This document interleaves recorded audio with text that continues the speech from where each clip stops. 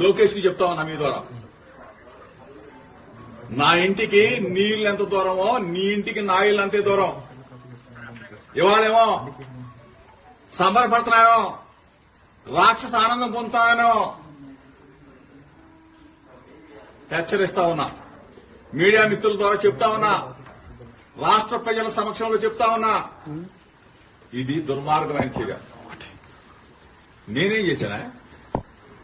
నువ్వు 83 రోజులు మీ అయ్యా నువ్వు నన్ను జైల్లో పెట్టి రాక్షసానందం పొందింది చాలక నా ఇంటి మీద దాడి చేస్తావా?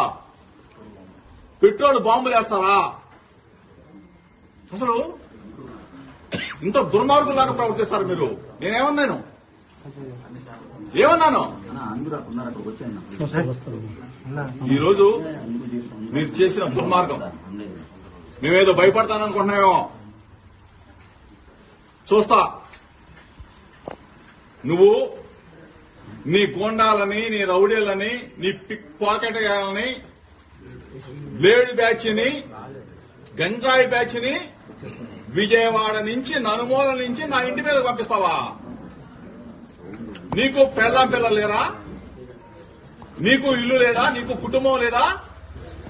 ఇవాళతో ఇది ఆగిపోతుంది అనుకుంటున్నావా? లోకేష్ కి చెప్తా ఉన్నా, నువ్వు ఇటువంటి రాక్షసానందాన్ని కదా నువ్వు తప్పైంది చెప్పకపోతే ఇటువంటి పనికి మాలిన పిల్ల చేస్తే భయపడ్డాం.